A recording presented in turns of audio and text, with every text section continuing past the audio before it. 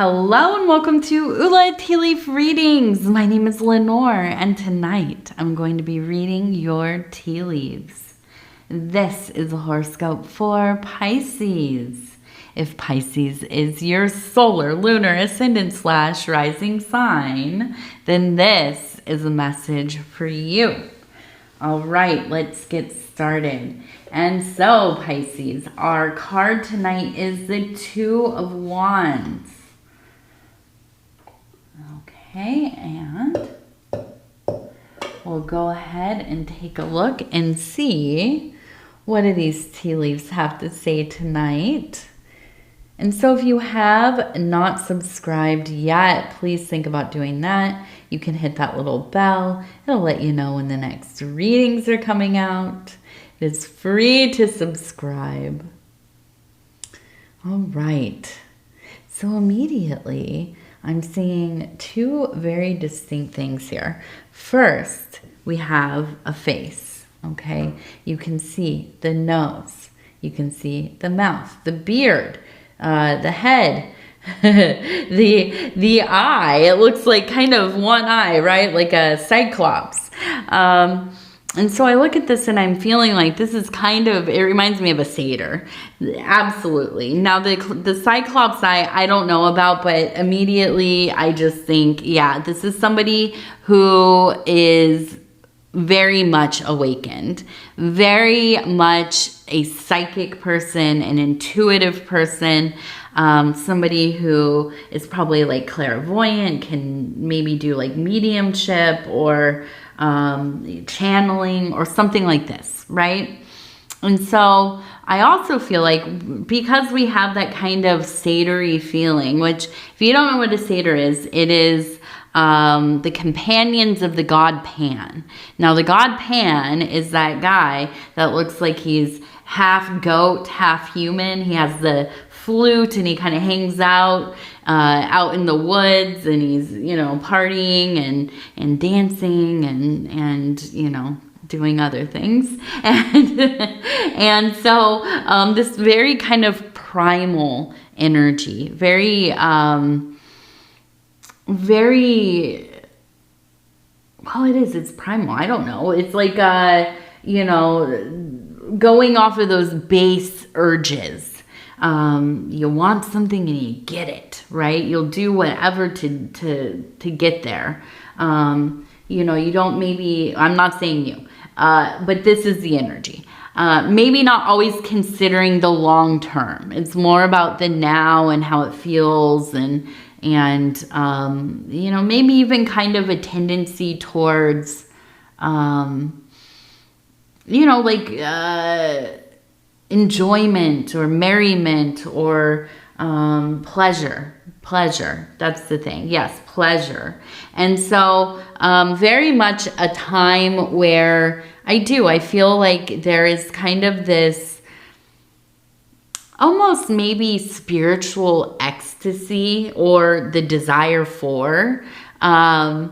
This is a relationship with the divine, with God, with goddess, with you know, the ineffable, and beyond kind of, you know, maybe just going to church or you join some, I don't know, grade system or whatever, and you put on the plays and do the ceremonies and all that, and it's fun, right? And it's social and you make friends, or, you know, maybe you don't, I don't know, but yeah. But then there is this other place, right? And this is what we would call the interior temple, right? This is where the real devotees kind of dwell. This is where, you know, the holy people go. This is the monks, the priests, the priestesses, the muses, the you know, whatever it is, whatever role or many roles that you might play, this is one that is directly in contact with that source, with that channel of you know, consciousness or devotion or whatever, right? And so I do feel, and this, now, I said there's two ways to look at this. Now, if we get closer, you look at it, you see we have 1, we have 2, 3 people, okay, beneath this eye. And the eye really does read to me as kind of an icon, okay? This could be like the eye of, in Egyptian mythology or writings, there are quite a few eyes, right? But we mostly think of the eye of Horus or Osiris or Ra, right? And so this is the eye of God, the one that kind of gazes upon all of its creation. This is the all-knowing, the all-seeing, right? You've seen the all-seeing eye on the pyramid, definitely. And so this is kind of that same eye, right? This is the eye of awakening. This is the eye of the divine. This is what some practitioners really spend their lives trying to achieve, some kind of enlightenment, or at least being able to witness the mysteries, to partake in the mysteries. And so we have 3, it looks like, devotees, or devotees, as I like to say.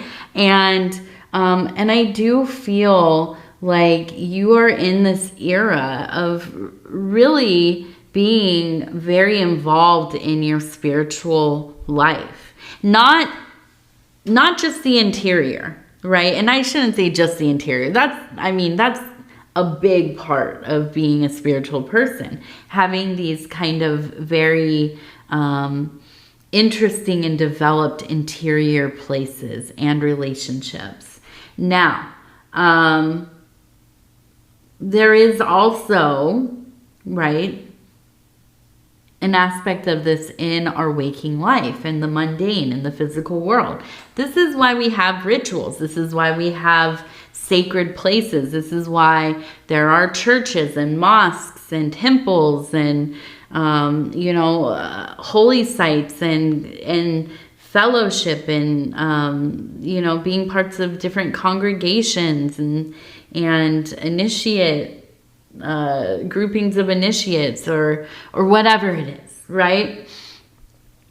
And I feel like you are drawn into this. You are drawn into a more outward, maybe social, maybe it's not social, but maybe it is that you are really partaking in some kind of religious or magical work. Okay, so maybe you keep altars, or you get down and physically pray, or light candles. There are a lot of things, right? Hold different kinds of rituals, make offerings, and so on. So I feel like this is a time where, of course, the rest of your life matters, but this is kind of taken priority for you. And I feel like it brings a lot of meaning to your life. I also see that we have the dragon down here. Okay, so we're in the year of the dragon, and the dragon also is kind of very related to the salamander or the lizard, which is the elemental kind of animal attribute, or symbol of fire. Right? The salamander is the keeper of fire. So the dragon is also related to fire. And these are those kind of primordial fires. The things that, these are the fires, if you could imagine heating the entire universe. This is the thing that brings life. It animates all things. Without this, it's not something that has life in it. And so I feel that within your practices, within this period of time, there really is this quality of, it's like a divine fire. It is the Shekinah, the kind of manifestation of spirit, of word. And these are the kind of, you know, everlasting, ever burning pyres of your life. And I feel like it's very much activated. And I think this is why, you know, you have such a attraction to doing this ritual ceremonial work in the physical. Now, you might be somebody who usually, you know, is maybe in contemplation, meditation. You have maybe spaces within your mind where you're doing your religious or spiritual workings, connecting with, you know, other beings, connecting with aspects of self, having visions, you know, receiving revelation, you know, what an astral projection or dream work or whatever it is, right? These are things that we would usually consider being on the inside, in the interior landscape. Well, you know, we get into these periods. A lot of, I would say most practitioners go through at least a few periods of time where, yeah, you are taking that work and you are implementing it into the world. You know, not every practitioner is overtly, you know, doing ceremonial magic or going to mass or service or, you know, like Friday prayers or whatever it is. But that doesn't mean that they're not a practitioner, right? They might be as devoted, if not more, than somebody who is doing this on the outside. But I would say for most practitioners of any kind, there comes a time where, yeah, you kind of have to explore how will you manifest this in the wider world? How will you kind of communicate your devotion? And so, you know, maybe this is the beginning of your exploration into ritual. Maybe you're a seasoned practitioner, but you've fallen out of practice. But whatever it is, I feel like this next part of the year, I was going to say 6 months. It's not going to, it's like what, we have like 5.5 months left. That's ridiculous. I don't even know how this time has gone by so quickly. But yes, I do. I feel this next, into the end of the year, you really being quite focused on this part of the work. And I don't know what it is that it almost feels to me. Now, I'm not really seeing this in the tea leaves, but I'm thinking about, like, where is this connected to? How did this kind of seek you out, or did you seek it out?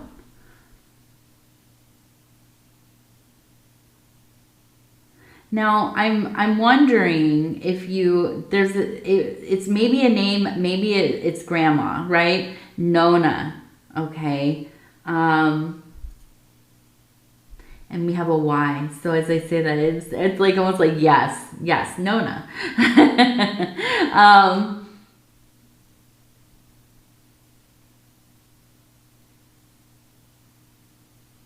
So I'm feeling like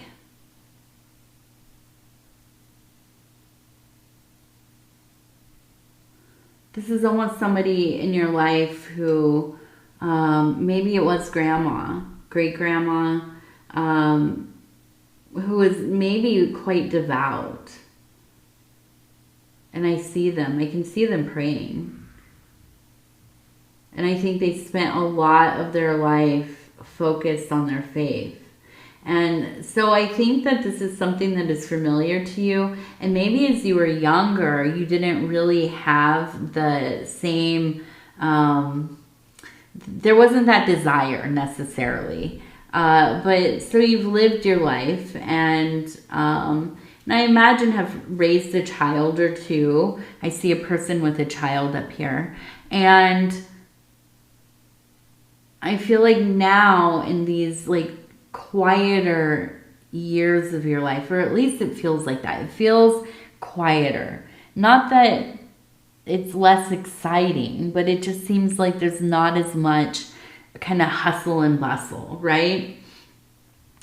And in this time, I feel you are starting to really understand this grandmother, understand this figure in your life who found a lot of meaning in their faith, their spiritual work, their religious community.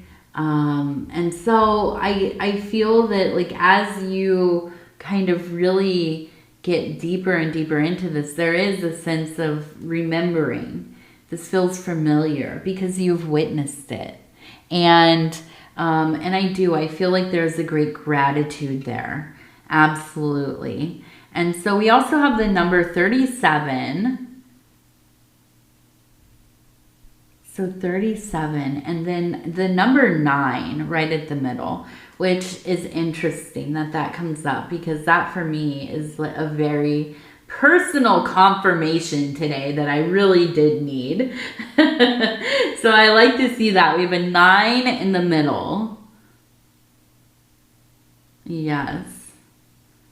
And here we have hands praying. Okay, so I feel like this is just, it's a beautiful time for you. I think you derive a lot of happiness and ease from this work that you're doing. Okay, let's see. Oh, we have a seahorse. Okay, so when I see the seahorse, I always think of first fatherhood, right? Because we know the fathers carry the babies, and which is different. You know, I think they're the only ones where the father is carrying the baby, and also I'm thinking of when I've seen seahorses. They like to wrap their tail around the plants that are around them, and sometimes you can, if you really look there, they fall asleep like that. And I think they must hold on so they don't get like taken away by the current or whatever. So I feel like there's a sense of finding strength, finding safety in some aspect of your life. I feel maybe this was parenthood. It could be. Right? This is like where you found some real meaning. You found something where it's like, okay, now I can really put down roots.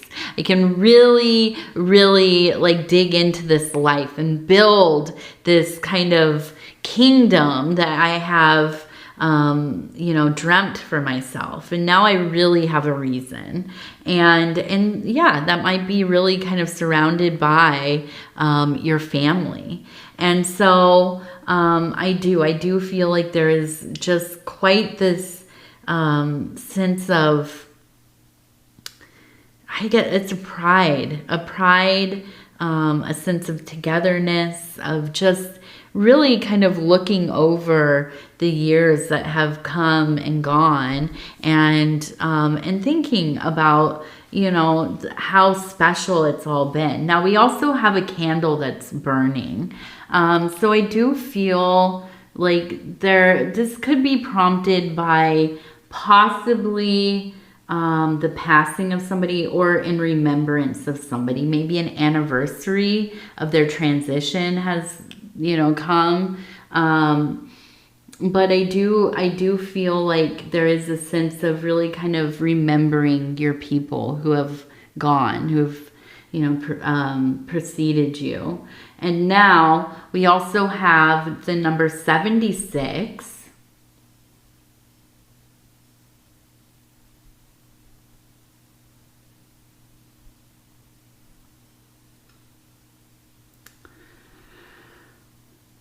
Okay, and we have Saturn, we have a ribbon, and we have a plane. So I feel like seeing Saturn, it makes me wonder if there is somebody in your life that has dealt with maybe depression. You know, maybe they are a survivor of, well, I don't know how to say it. Maybe, I think I can say self-harm on here, but something like this. And I feel like this is something that's really important to you and dear to your heart. It's something maybe that you even are kind of involved in raising awareness, or some kind of foundation or something. Maybe you yourself have gone through these kind of similar problems, and you are kind of a support person for people, something. But I feel like that's an important part of your journey. Okay. And I think that, this is the bowl is confirming. Okay. And so we're going to do our self-care. I think this is the 6th or 7th reading for me today, so you'll have to bear with me. Self-care affirmation cards, and I'm going to go ahead and just flip through. I'm going to stop where it feels right, and it's going to say, oh, solar power, yes, yes, yes. I carry within me a solar power. For centuries, the sun has stood as a symbol of royalty, truth, and strength. Today, I walk in that purifying light and bask in its power. Today, I embody solar power. Yes. Love it.